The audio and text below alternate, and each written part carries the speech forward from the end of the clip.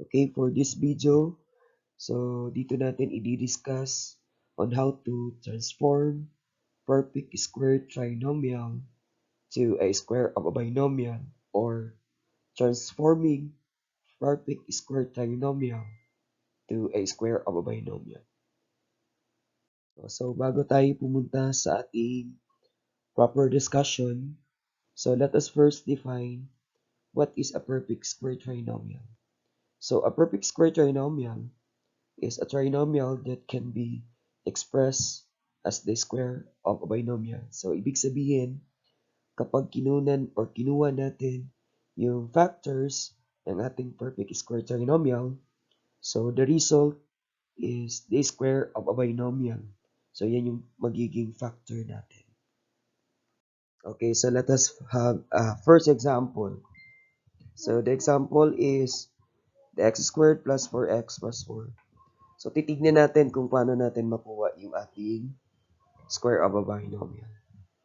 So, let us first factor the first term of the quadratic expression, which is the x squared. So, the factor of x squared is x times x. And second step is factor the last term. So, the last term is positive 4.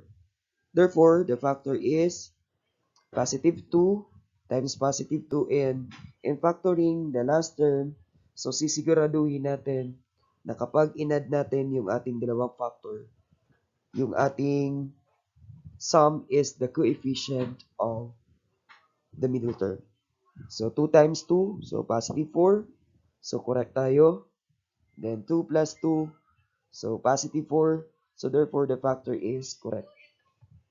So ipagsasama na natin yung dalawa. So there, the result is the quantity of x plus 2 times the quantity of x plus 2, or the quantity of x plus 2 squared. So yan na yung ating magiging factor. Kaya tinawag siya na square of binomial kasi yung dalawang factor is same lang. Kaya isulat natin siya sa long method. We have the quantity of x plus 2 times the quantity of plus 2, or in a shortcut method, we have the quantity of x plus 2 squared. Okay, so let us proceed to our second example. So we have the x squared minus 16x plus 64. So unang step natin na gagawin, so let us first factor the first term. So our first term is the x squared. So the factor of x squared is x times x. And second step is factor the last term. So make sure in factoring the value of the last term, kapag inad natin palagi yung factor ng dalawa, so the answer must be the coefficient of our middle term. So the coefficient of our middle term is negative 16. So let us factor the positive 64. So the factor of positive 64, so we have negative 8 times negative 8 is equal to positive 64. Then kapag inand din naman natin yung factor niya, which is negative 8 plus negative 8, so the answer is negative 16. So therefore, the factor is correct. So ang gagawin na natin, i-combine na natin yung factor ng first term at i-combine na natin yung factor ng ating last term. Since yung factor ng ating last term is negative, so ang magiging operation natin, we have the quantity of x minus 8 times the quantity of x minus 8. So magiging minus yung ating operation. Or, kung isusulat natin siya in shortcut method, so we have the quantity of x minus 8 squared. So kung mapapansin ninyo, so dalawang parehas na factor, so pwede nating isulat sa shortcut method. Okay, so let us proceed to the third example. So kung mapapansin nyo yung coefficient ng ating Middle value is in a form of fraction which is 2/3. And of course, yung ating last term din, nasa form din siya ng fraction. We have 1/9. So, same procedure din yung gagamitin or yung step na gagamitin natin. So, first step, factor the first term. So, the factor of x squared, we have x times x. And palagi nating tatandaan na kapag mag-factor tayo ng last term, kapag inad natin, dapat yung value, yung result niya or yung sum niya is the coefficient of our middle term. Okay, let us factor the last term which is 1/9. So the factor is 1/3 times 1/3. So positive 1/3 times positive 1/3. So the answer is positive 1/9. Then kapag inad natin siya, 1/3 plus 1/3. So the answer is 2/3. Paano nakuha natin yung 2/3? Yung roots natin in adding similar fraction, just add the numerator and copy the denominator. So 1 plus 1 is equal to 2 and copy the denominator which is 3. So the answer is 2/3. So i-combine na natin yung factor ng ating first term and factor ng ating last term. So we have the quantity of x plus 1/3 times the quantity of x plus 1/3. So since yung ating uh, sign ng ating coefficient is positive 2/3, so therefore, so yung operation natin sa ating square of a binomial is plus.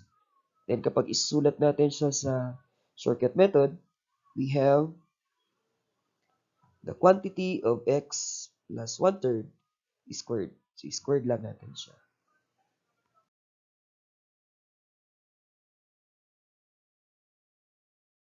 Okay, so let us proceed to the shortcut method or shortcut way on how to find the factor of the perfect square trinomial which is the square of a binomial. Okay, so balikan muna natin yung unang example natin doon sa long method on how to find the square of a binomial of a perfect square trinomial. So meron tayo ng x squared plus 4x plus 4. So unang step natin na gagawin, so let us find the square root of the first term and find the square root of the last term. So the square root of x squared, so we have x, and the square root of 4, we have 2. So since nakuha na natin yung square root ng first term and the last term, so gagamitin natin yung sign ng ating middle term. So the sign of our middle term is positive. So therefore, ang gagamitin natin is positive. So nakakuha na tayo ng x plus 2. So ito yung gagamitin natin na factor. So kung gagamitin natin siya sa long method, so we have the quantity of x plus 2 times the quantity of x plus 2.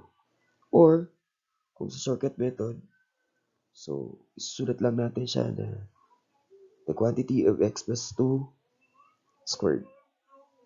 So napakadali na lang siya. Okay, so let us proceed to our second example. So we have the x squared minus 16x plus 64. So first step is kunan natin yung square root ng ating first term and the square root of our last term. So the square root of x squared, we have x, and the square root of 64, we have 8. Since yung sign ng ating middle term is negative, so gagamitin natin yung negative sign niya. So makakakuha na tayo ng x minus 8. So kung susulat natin siya sa long method, ang square of a binomial, so we have the quantity of x minus 8 times the quantity of x minus 8, or the shortcut way, so we have the quantity of x minus 8 squared. Let us proceed to our third example. So, kung mapapansin nyo yung ating quadratic expression, yung coefficient ng ating middle term is in the form of fraction, ganun din yung ating last term. But of course, yung step natin is get the square root of the first term and get the square root of our last term. So let us first get the square root of the first term, which is the square root of x squared is x, and the square root of 1 over 9 is 1/3. So since yung sign ng ating middle term is negative, so gagamitin natin yung ating sign na negative. So meron na tayong nakuha na factor, which is x minus 1/3. So gagawin na natin siyang square of a binomial. So in long way, we have the quantity of x minus 1/3 times the quantity of x minus 1/3. Or in a shortcut way, we have the quantity of x minus 1/3 squared.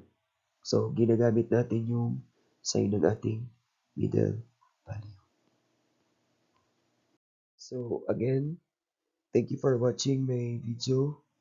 And of course, don't forget to subscribe, like, and comment sa mga video ko.